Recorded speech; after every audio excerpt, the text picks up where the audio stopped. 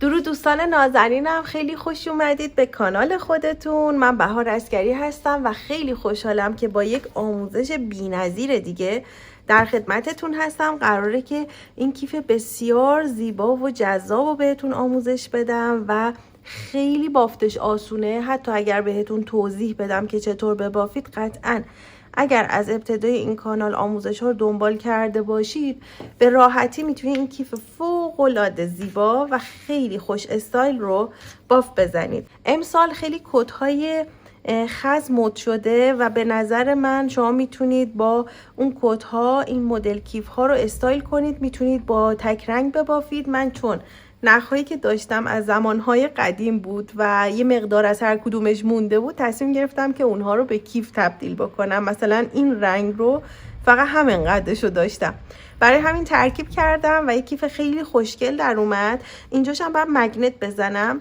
که ببینید بچه ها استایلش اینجوریه که حالا توی عکس حتما مشخص تره. خب وقتی که شما این کیف رو دوشتون میندازید، این قسمت شل میفته پایین و خیلی استایل قشنگه. حالا واقعا نمیدونم که این زیبایی توی ویدیو بهتون حالا نمیدونم این زیبایی این کیف توی ویدیو کاملا نمایان هست یا نه، اما توی پیج اینستاگرام هم حتما ریلش رو میذارم که شما ببینید که به چه صورت هستش. خب برای این بافت من از نخ یارن آرت مینک استفاده کردم که خیلی نخ باریکی هست و بافتش یه مقدار زمانبر هست. برای همین بهتون توصیه میکنم که از این نخهایی که ضخیم‌تر هست استفاده بکنید. این نخهایی که مقدار ضخامتش بیشتر هست خب بافتو خیلی براتون شما راحت تر میکنه. خب من از این استفاده کردم. این خیلی نازکه، برای بافت عروسک و اینها خیلی خوبه، ولی این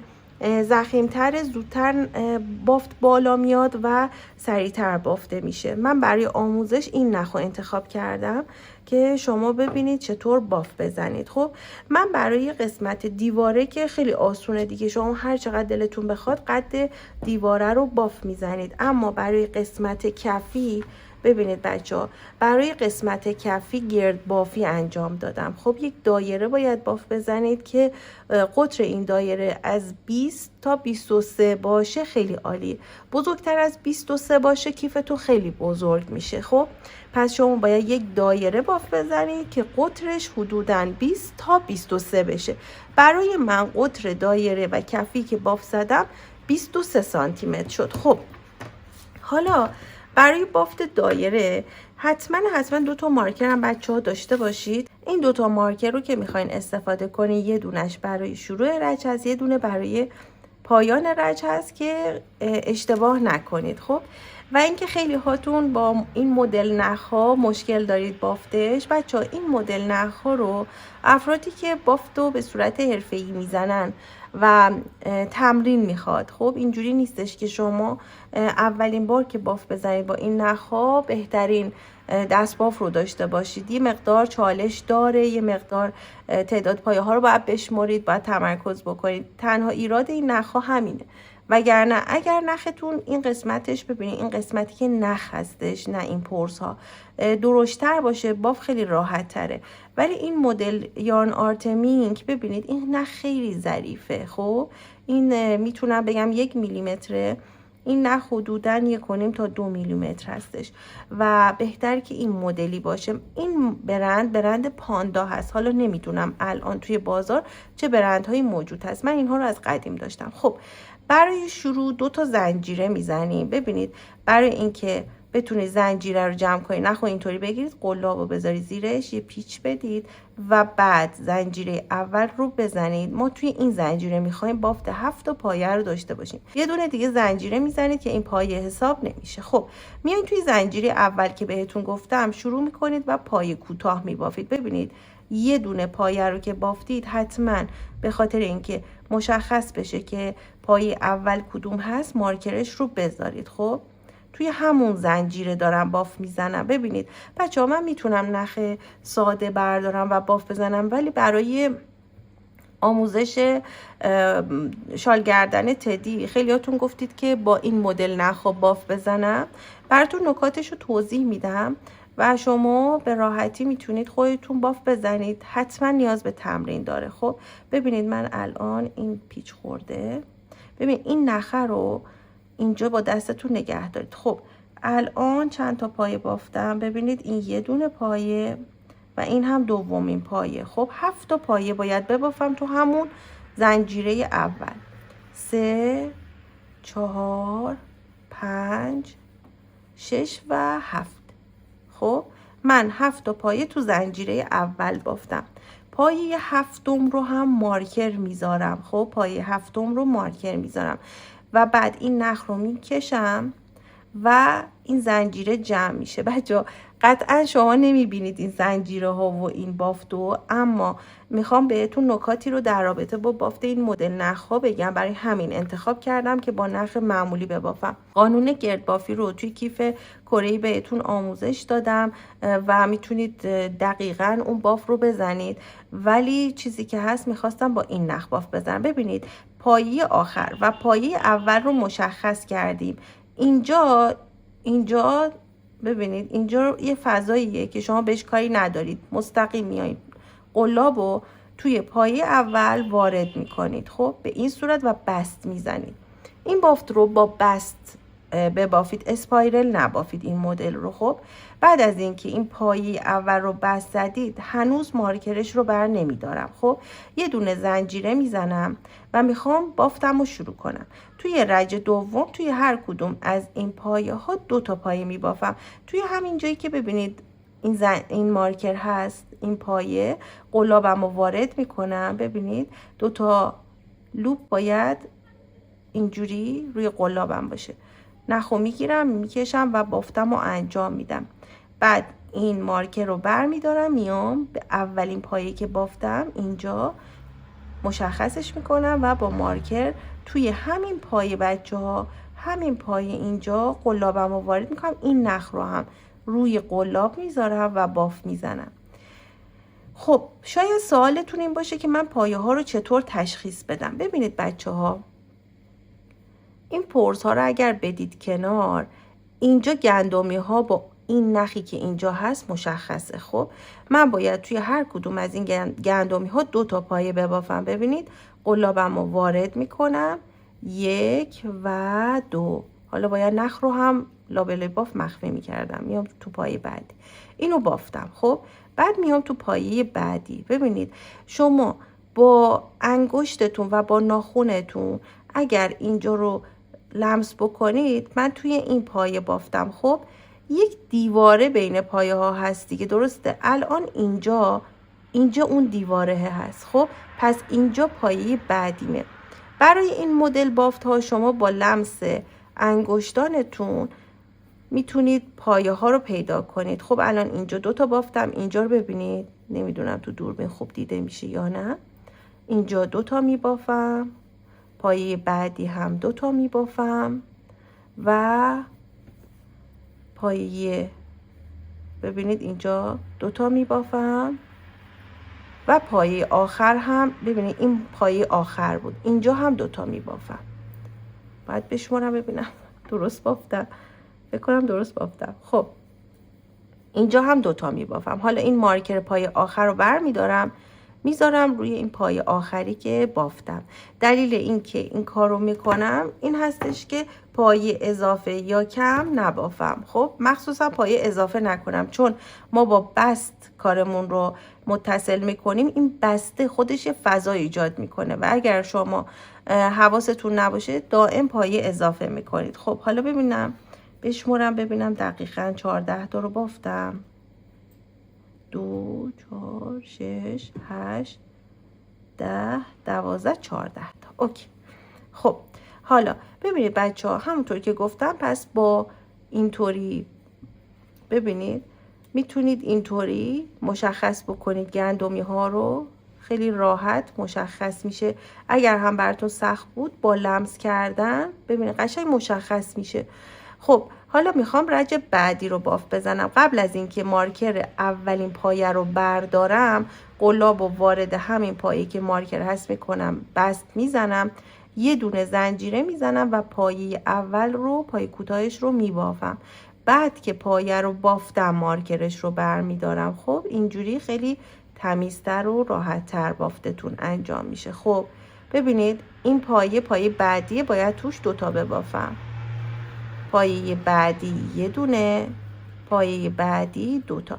بچه ها ببینین من انقدر با این مدل نخا قبلا باف زدم که خیلی راحت از فاصله دستم، فاصله پایه ها تشخیص میدم. خب یعنی مثلا الان ببینید من اصلا دیگه به پایه ها نگاه نمی کنم، حتی لمسشون هم نمی کنم. خب و یه خوبی که این مدل نخا داره، اگر تعداد پایه هاتون کم بیاد یه جایی یه دونه میتونید اضافه کنید، خیلی دیده نمیشه، یا یه جاهایی رو یه دونه رو نبافید، کاهش بدید. خب پس این مدل نخها شما چون که این پرز ها یه ذره پوشش میده بافت رو، یه ذره راحت تر هستید. خب ببینید من الان اومدم و دارم به آخر رج میرسم. ما پایه رج های اولمون رو توی اون زنجیره که بافتیم 7 تا بافته بودیم دیگه، درسته؟ رج دوم میشه 14 تا، رج سوم 7 تا پایه اضافه میشه 21، رج چهارم میشه 28 تا، همینطور 7 تا پایه اضافه میشه تا شما به اندازه قطر مورد نظرتون برسید. خب ببینید آخرین پایه رو که بافتم بعد مارکرش رو در میارم میذارم روی این پایه آخری که بافتم. چطور؟ اینجا. حالا میام به اولین پایه بست میزنم، دقیقا همون جایی که مارکرم هست یه دونه زنجیره میزنم و الان توی این رج باید اول افزایش بدم، بعد 1 2 تا پایه تکی ببافم، افزایش 1 2 افزایش 1 2. بچه‌ها ما برای گرد بافی روش های مختلفی داریم خب که کارمون به تعداد پایه هامون زل نگیره. مثلا اگر شما توی ماجیک رینگ 6 تا پایه ببافید، یعنی اول کار با 6 تا پایه باف بزنید، اگر این افزایش ها روی هم انجام بشه پایه بافتتون در نهایت 6 ضلعی میشه. حالا که ما با 7 تا پایه شروع کردیم و 7 تا افزایش داریم، اگر افزایش ها روی هم بیفته بافتمون 7 ضلعی میشه و من نمیخوام بافتمون 7 ضلعی بشه. خب قبلا بهتون یک روش گردبافی اصولی آموزش دادم که توی قسمت دیسکریپشن آموزش کیف کره‌ای توی همین کانال هستش، میتونید برید ببینید. تو خیلی از آموزش ها گردبافی بوده، من توی دیسکریپشنش نوشتم، مثلا کلاه گل رز که بهتون آموزش دادم نوشتم براتون تو دیسکریپشن ها. خب میتونید برید بخونید، اگر هم باف زدید که هیچی.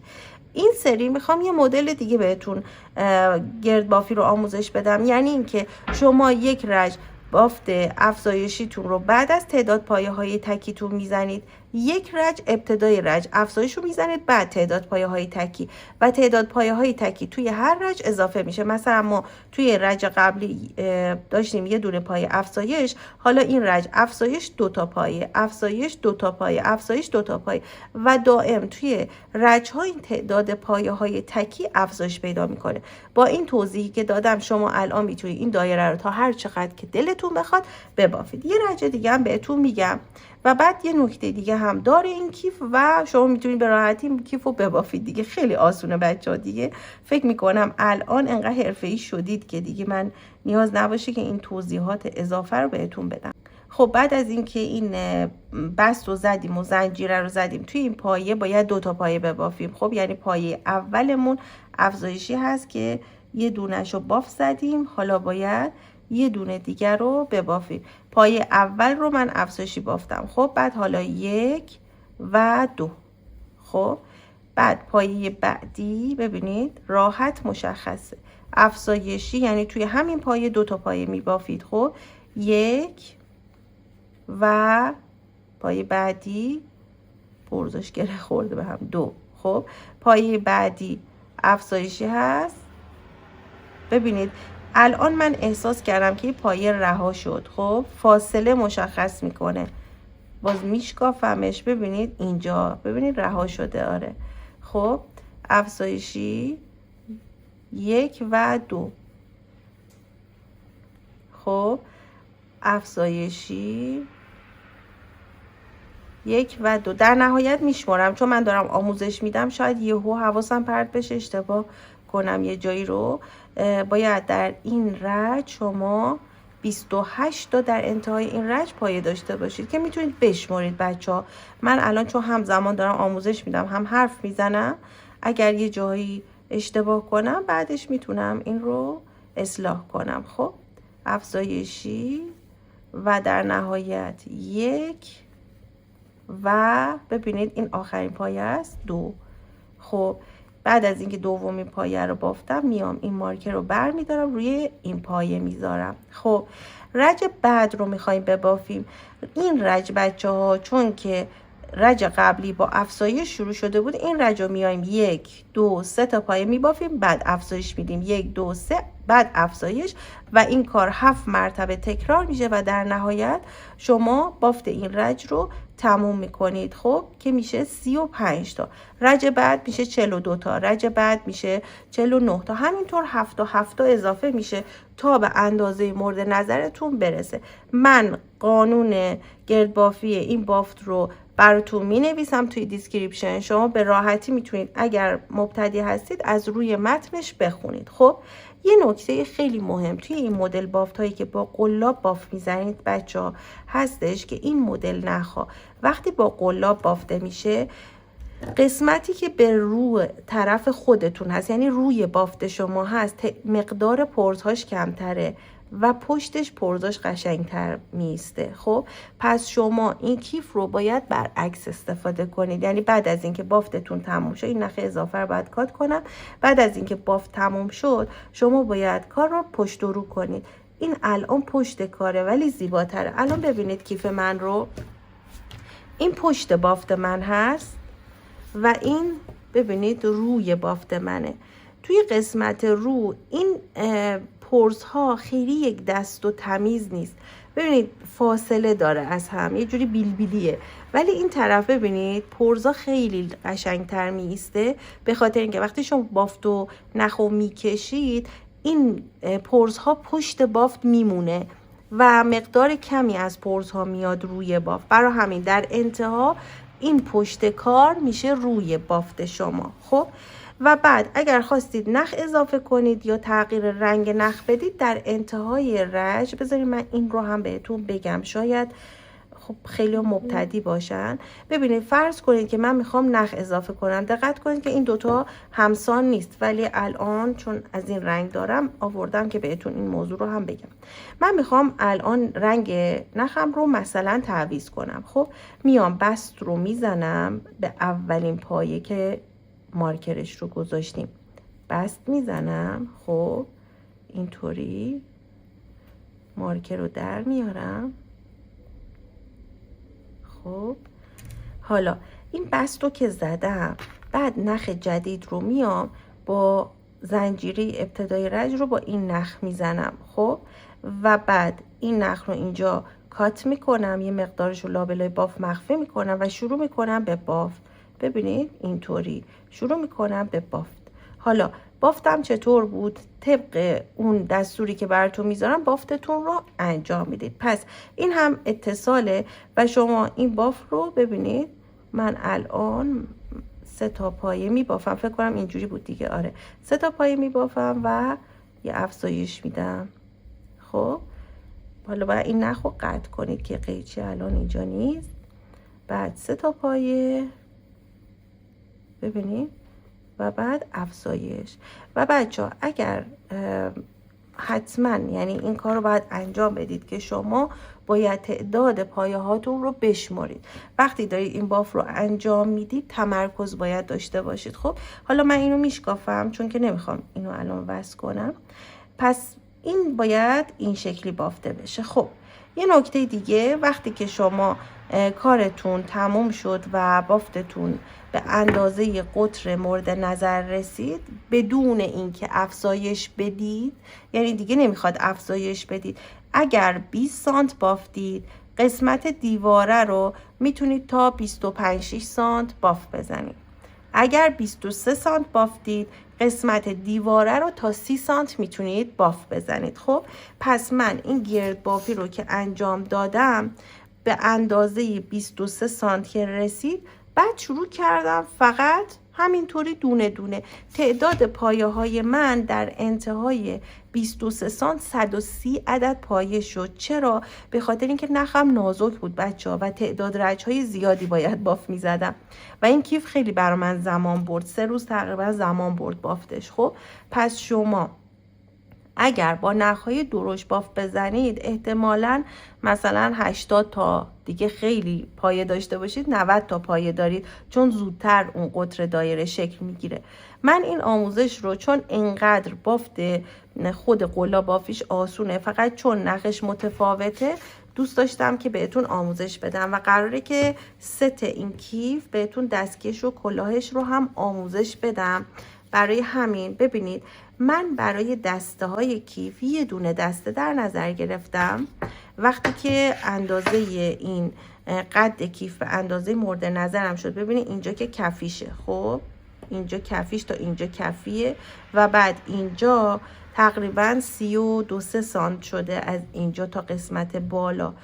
تعداد پایه هامم توی هر رج باید 130 تا می بود و من میشمردم پایه ها رو. خب وقتی که این باف رو انجام دادم، بعد اومدم یه دونه از این دستای کیف این طرف و این طرفش، یعنی وسط تا کردم و اینو گذاشتم. حالا باید اینجا یه دکمه مگنتی هم بذارم و بچه ها وقتی که این کیف روی دوش میفته، این کیف اینجوری مدل لش هستش، اینجوری میفته. مدل این کیف این مدلیه و خیلی خوشگله به نظر من.